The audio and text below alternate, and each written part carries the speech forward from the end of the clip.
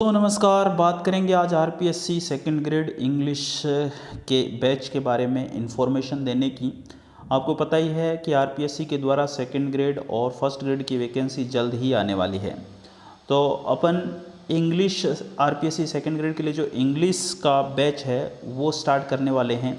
तो आज के इस वीडियो में मैं सिलेबस को भी डिस्कस करूंगा कि अपने आरपीएससी सेकंड ग्रेड में इंग्लिश का क्या सिलेबस है और क्या स्ट्रेटेजी रहेगी हमारी इस सिलेबस को पूरा करने की। और साथ ही मैं आपको इन्फॉर्मेशन दूंगा बैच के संबंध में कि क्या फ़ीस रहेगी, क्या ड्यूरेशन रहेगी और कैसे टेस्ट लेंगे। ये सारी इन्फॉर्मेशन इस वीडियो में आपको मैं दूंगा। तो अब आइए, आपका टाइम वेस्ट नहीं करते हुए जल्दी से स्टार्ट करते हैं। मैं आपको बता रहा हूँ यहाँ पर आरपीएससी सेकंड ग्रेड के इंग्लिश के सिलेबस के बारे में। स्टूडेंट्स, तो हमारा जो सिलेबस है वो 3 पार्ट में डिवाइड है। पहला जो पार्ट है वो 180 नंबर का होगा। 180 नंबर के क्वेश्चन यहाँ से बनते हैं। Secondary and senior secondary standard का ये सिलेबस होगा, जिसमें फर्स्ट टॉपिक जो है parts of speech. Parts of speech से आप समझिएगा कि इसमें 8 जो है टॉपिक हैं। पार्ट्स ऑफ स्पीच आपको पता है, नाउन, प्रोनाउन, वर्ब, एडवर्ब, आपका एडजेक्टिव, प्रीपोजिशन, कंजक्शन, इंटरजेक्शन, ये 8 टॉपिक जो हैं पार्ट्स ऑफ स्पीच में आते हैं। तो फर्स्ट टॉपिक ये है हमारा। सेकंड है डिटर्मिनर्स, जो कि एडजेक्टिव का एक पार्ट है। और उसके बाद हैं टेंसेस। नंबर 4 पे है सब्जेक्ट वर्ब एग्रीमेंट।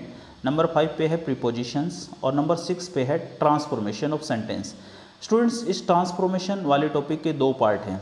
एक तो है ट्रांसफॉर्मेशन ऑफ सेंटेंस, इसमें अफर्मेटिव सेंटेंस से नेगेटिव या इंटेरोगेटिव सेंटेंस बनाने को कहा जाता है, या फिर नेगेटिव और इंटेरोगेटिव सेंटेंसेस से अफर्मेटिव सेंटेंस बनाने को कहा जाता है। इसी का पार्ट सेकंड भी है, जो कि 13 नंबर पर देखिए आप, ट्रांसफॉर्मेशन पार्ट 2। यहाँ पर सिंपल, कंपाउंड और कॉम्प्लेक्स सेंटेंस के संबंध में ट्रांसफॉर्मेशन से रिलेटेड क्वेश्चन आते हैं। तो ये जो 6 नंबर पे हमारा टॉपिक है ट्रांसफॉर्मेशन, इसका सेकंड पार्ट ट्रांसफॉर्मेशन पार्ट 2 भी है। 7 नंबर पे जो हमारा टॉपिक है वो पैसिव वॉइस हैं। 8 नंबर पे है डायरेक्ट इनडायरेक्ट। और 9 नंबर पर ऑक्सिलरीज। ऑक्सिलरीज का मतलब वर्ब से रिलेटेड क्वेश्चन होंगे, मॉडल से रिलेटेड क्वेश्चन होंगे। 10 नंबर पे है हमारे कंडीशनल सेंटेंसेस। 11 नंबर पे हमारे फ्रेजल वर्ब्स। और 12 नंबर पे है जॉइनिंग सेंटेंसेस, सिंथेसिस भी कहा जाता है इसको। और 13 मैंने आपको बता ही दिया है, ट्रांसफॉर्मेशन पार्ट सेकंड। 14 पे है डिग्री। और 15 पे है phonetic transcription and word stress. और 16 पे है ईडियम्स एंड फ्रेजेस। स्टूडेंट्स, ये जो सिलेबस है सेकेंडरी और सीनियर सेकेंडरी स्टैंडर्ड का है और 180 नंबर के क्वेश्चन यहाँ से बनते हैं। तो जिन लोगों की ये ग्रामर स्ट्रॉन्ग होगी वो 180 नंबर एक बड़ा पार्ट है, एक बड़े नंबर का स्कोर यहाँ से आप कर सकते हैं। और ये पूरा का पूरा सिलेबस मैं आपको करवाऊंगा हमारे इस जो हम बैच दिवाली के बाद स्टार्ट करने वाले हैं। इस बैच में आपको ये सारी चीज़ें बड़ी डीपली तरीके से कराई जाएंगी। पिछले जो पेपर हैं उनका डिस्कशन किया जाएगा। आरपीएससी के द्वारा सेकंड ग्रेड इंग्लिश के जितने भी पहले पेपर हुए हैं उन सब के ऊपर डिस्कशन करेंगे। और माइनर और मेजर टेस्ट के रूप में हमने इसकी एक रूपरेखा बनाई है। लगभग 32 जो हैं वो माइनर टेस्ट होंगे, मतलब टॉपिक वाइज टेस्ट होंगे।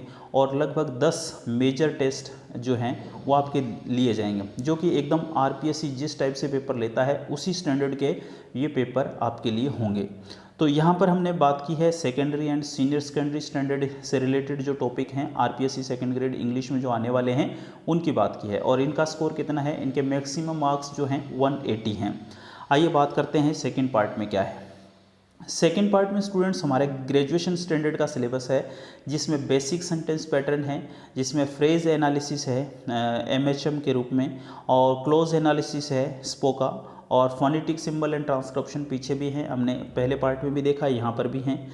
और एक रीडिंग कॉम्प्रिहेंशन एंड वोकेबलरी, एक पैसेज होगा और उससे रिलेटेड जो हैं क्वेश्चन होंगे वोकेबलरी से रिलेटेड। सिनोनिम्स एंड एंटोनिम्स होंगे, लिटरेरी फॉर्म्स होंगी, और मेजर लिटरेरी मूवमेंट्स होंगे। इंग्लिश लिटरेचर कौन कौन से पीरियड हुए हैं उन पीरियड की बात करेंगे। और फिर इंडियन राइटर्स इन इंग्लिश, जो भारतीय लेखक हैं इंग्लिश लिटरेचर में उनके ऊपर भी क्वेश्चन आते हैं। तो स्टूडेंट्स, ये जो ग्रेजुएशन लेवल का जो अपने सिलेबस में पाठ्यक्रम है, यहाँ पर हमारे 80 नंबर के क्वेश्चन बनते हैं। तो इसको भी बहुत ही शानदार तरीके से मैं आप लोगों को कराऊंगा। और बैच फिर बता रहा हूँ, दिवाली के बाद लगभग 8 नवंबर को हम इसको शुरू करेंगे। तो इससे रिलेटेड भी जो पीछे जितने भी क्वेश्चन आ चुके हैं, इन सब की बात अपने करने वाले हैं। उसके बाद स्टूडेंट्स, सिलेबस का जो तीसरा पार्ट है वो टीचिंग मेथड से रिलेटेड है। आपने अभी हाल ही में रीट एग्ज़ाम दिया होगा, आपने मेथड्स पढ़े होंगे। तो ये वाला पार्ट जो है 40 नंबर का है। इसमें पहला ये टीचिंग मेथड की बात करें तो पहला टीचिंग मेथड है ग्रामर ट्रांसलेशन मेथड, दूसरा है direct method, structural method, audiolingual method, और उसके बाद कम्युनिकेटिव इंग्लिश लैंग्वेज टीचिंग, ठीक है, CLT कहते हैं इसको। Teaching prose poetry grammar and composition, यानी कि प्रोज पोइट्री ग्रामर और कंपोजिशन को कैसे पढ़ाया जाता है, ये सारी बातें अपने करेंगे। Basic principle of second language teaching, selection, gradation, presentation and testing, कि जो हमारी इंग्लिश लैंग्वेज है इसको पढ़ाने के क्या तरीके होते हैं, क्या क्रम होना चाहिए। सबसे पहले सिलेक्शन करना चाहिए चीज़ों को पढ़ाने के लिए, फिर उसका ग्रेडेशन करना चाहिए, फिर प्रेजेंटेशन करना चाहिए, और उसके बाद टेस्टिंग होनी चाहिए। ये तमाम बातें हम यहाँ पर सीखेंगे। तो स्टूडेंट्स, मैं यहाँ पर भी आपको वादा करता हूँ बहुत ही शानदार तरीके से मैं आप लोगों को ये वाला पार्ट भी कराऊँगा। फिर आगे हम बात करते हैं कि इस पूरे कोर्स की फ़ीस क्या रहेगी। तो स्टूडेंट्स, फीस 16,000 रुपये रहेगी कंप्लीट कोर्स की, जिसमें आपके माइनर और मेजर टेस्ट भी रहेंगे। और समय का अभाव होने के कारण मेरे पास कि काफ़ी और भी जो डिफेंस क्लासेस के बैचेस होते हैं उनको पढ़ा रहा हूँ, इसलिए सुबह का टाइम है, सुबह 6 से 8 बजे तक ये 2 घंटे, और 12 से लेकर 2 बजे तक ये 2 बैच ही चलाएंगे। और प्रत्येक बैच में सिर्फ 30 सीट होंगी, ज़्यादा अपने स्टूडेंट नहीं रखेंगे। और जो ये 30 और 30 60 स्टूडेंट होंगे, इस पे पूरी जी जान लगा दूंगा मैं, और आपको भी मेहनत करने पर मजबूर कर दूंगा, और बहुत ही शानदार तरीके से अपने ये बैच कंप्लीट करेंगे। और मैं अपने सभी स्टूडेंट्स का सिलेक्शन कराने की पूरी कोशिश करूंगा। तो आप लोग अगर साथ देंगे तो बिल्कुल आप जो है सिलेक्ट हो जाएंगे। इस बार पूरे जोश और जुनून के साथ ये बैच चालू होगा। रही बात फ़ीस की, तो जो बच्चे गरीब हैं, जो गरीब परिवारों से बिलोंग करते हैं, तो फ़ीस का कोई मैटर नहीं है। ऐसे बच्चे जो बिल्कुल भी फ़ीस देने में असमर्थ हैं, उनको मैं निःशुल्क भी कराऊंगा। और जो बच्चे ठीक ठाक हैं तो उनको अपने आप जमा करानी होगी, देनी होगी। और फ़ीस का फिर बता दूं, कोई मैटर नहीं है, फ़ीस अपन लोग देख लेंगे अगर आपकी कंडीशन ठीक नहीं है तो। ओके स्टूडेंट्स, फिर रही बात शिक्षा मनोविज्ञान की, जो कि 60 नंबर का क्वेश्चन होगा। 300 नंबर की इंग्लिश होगी और 60 नंबर की साइकोलॉजी आती है। तो ये शिक्षा मनोविज्ञान वाला पार्ट जो है मैं वो आपको बिल्कुल फ्री कराऊंगा। ये 10 से 2 बजे तक होगा, प्रत्येक रविवार को 10 से 2 बजे तक होगा।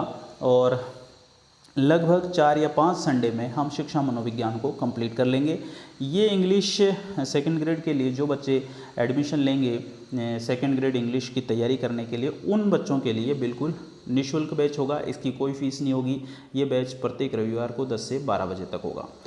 तो अगर आप लोग इच्छुक हैं तो यहाँ नीचे डिस्क्रिप्शन में मैं आपको नंबर भी बता दूंगा। आप उस नंबर से कॉल करके मैसेज करके जो है रजिस्ट्रेशन करवा सकते हैं, क्योंकि मैं दोनों बैच में 30-30 स्टूडेंट्स को लूँगा। इससे ज़्यादा स्टूडेंट्स नहीं ले पाएंगे, क्योंकि ज़्यादा स्टूडेंट्स होने पर, भीड़ होने पर जो है हम लोग ठीक से मेहनत नहीं कर पाएंगे, प्रत्येक स्टूडेंट पे ध्यान नहीं दिया जाएगा। तो केवल 30 और 30 दोनों बैचेज़ में आपको जो भी बैच का टाइम अच्छा लगता हो, उस बैच का टाइम और अपना रजिस्ट्रेशन के लिए अपना नाम सेंड कर दीजिए, ताकि आपको उस बैच की स्टार्ट होने के 8 तारीख से लगभग अपने बैच स्टार्ट करेंगे, तो 6 या 7 तारीख को आपको इन्फॉर्मेशन दी जाएगी। तो ओके स्टूडेंट्स, आप मेरी इस इन्फॉर्मेशन को जो इंग्लिश की तैयारी करने वाले हैं सेकंड ग्रेड की, उन स्टूडेंट्स को ज़्यादा तक पहुँचाएँ। ज़्यादा से ज़्यादा स्टूडेंट्स को पहुँचाएँगे तो हो सकता उनका भी फ़ायदा हो जाए। और फिर याद रखिएगा, प्रत्येक बैच में ओनली 30 स्टूडेंट्स होंगे, ओनली 60 स्टूडेंट्स मुझे लेने हैं, और 60 स्टूडेंट्स पे मैं ज़्यादा से ज़्यादा मेहनत करके उनको सिलेक्ट कराने की पूरी कोशिश करूँगा। नमस्कार।